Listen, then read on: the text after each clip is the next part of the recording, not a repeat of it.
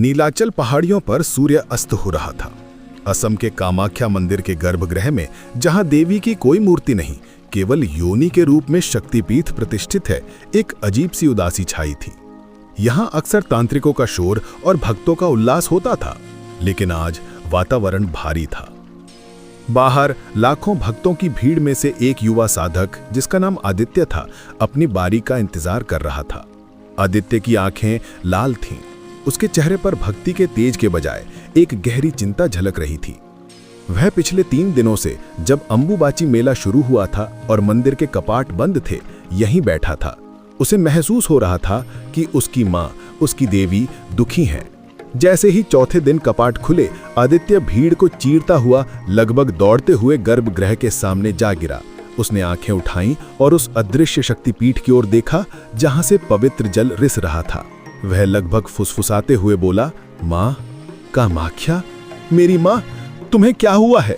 मैंने कभी तुम्हें इतना उदास नहीं देखा।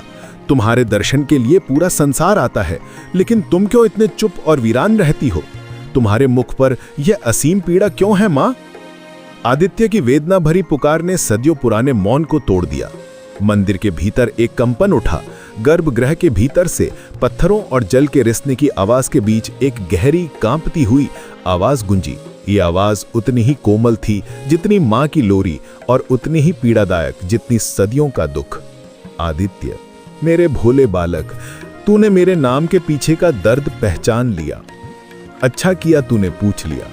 काश मैं ये व्यथा किसी से ना कह पाती, पर तू मेरा सच्चा पुत्र है। देवी की आवाज में करुणा थी, पर शब्दों में तीखे भाले चुभ रहे थे। उन्होंने अपनी कहानी शुरू की। मैं, जो आज कामाख्या हूं, कभी अपने पति शिव की प्रिय सती थी। मेरे पिता दक्ष ने मेरे पति का अपमान किया। जब मैं वह अपमान सह न सकी, तो मैंने उसी यज्ञ की अग्नि में स्वयं को समर्पित कर दिया। यह मेरा अपना निर्णय था, मेरे प्रेम की अग्नि परीक्षा थी। आदित्य की आंखों में आंसू छलक आए।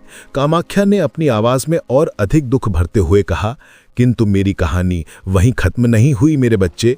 मेरे शिव, वे मेरे मृत शरीर को अपने कंधे पर लेकर पागलों की तरह सृष्टि में भटकते रहे। उनका क्रोध इतना विकराल था कि पूरी सृष्टि पर प्रलय का संकट आ गया। मेरे प्रेम ने इस संसार को ही खतरे में डाल दिया था। देवी की आवाज में गहरा आह भरते हुए उन्होंने सबसे क्रूर सच्चाई बताई। तब सृष्टि को बचाने के लिए विष्णु को हस्तक्षेप करना पड़ा। उन्होंने अपने सुदर्शन चक्र से मुझ पर प्रहार किए, मेरे शरीर के टुकड़े टुकड़े कर दिए। मेरे एक एक अंग को काटकर इधर उधर फेंक दिया गया। मेरे मस्तिष्क का भाग कहीं गिरा, मेरी आंखें कहीं और मेरे चरण कहीं और। आदित्य जमीन पर माथा टेक कर रोने लगा। कामाख्या का स्वर अब कामाख्या शक्तिपीठ की ओर संकेत कर रहा था, जहां मां की योनि यानी जनन अंग गिरी थी। यहां इस नीलाचल पर्वत पर मेरा वह अंग गिरा जो सृजन का प्रतीक है। यही कारण है बेटा कि मैं आज भी अधूरी हूं, खंडित हूं। मेरा शरीर खंड खंड हो गया है, और जिन टुकड़ों को दुनिया ने मेरी शक्तिपीठ मानकर पूजा, वे मेरे शरीर पर हुए असहनीय प्रहारों के निशान हैं। मेरा हर टुकड़ा एक दुख भरी कहानी कहता है। आदित्य उठा। उसके आंसू बह रहे थे, लेकिन अब उसमें पहले से अधिक दृढ़ता थी। उसने देवी के चरणों को छूकर कहा, माँ, अब मैं समझा कि तुम्हारा यह मौन क्यों है, लेकिन माँ, हर प्रहार का एक उद्देश्य होता है। तुम्हारे शरीर के टुकड़े जहां जहां गिरे, वहां वहां आशा और शक्ति का केंद्र बन गया।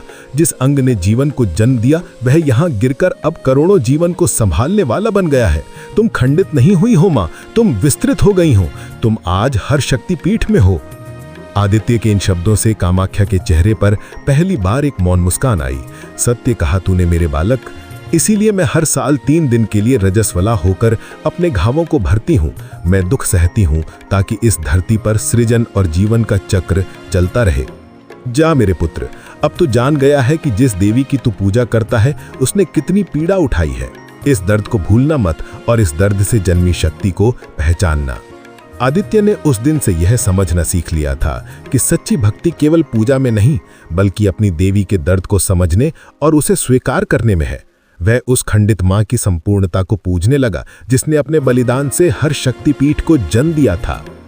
आशा करता हूं यह स्टोरी आपको पसंद आई होगी। इसी तरह की कहानी सुनाने के लिए हमारे चैनल को सब्सक्राइब करें, वीडियो को लाइक करें। जय कामाख्या देवी। अपना ख्याल रखिए, मिलते हैं नेक्स्ट वीडियो में, तब तक के लिए बाय, धन्यवाद।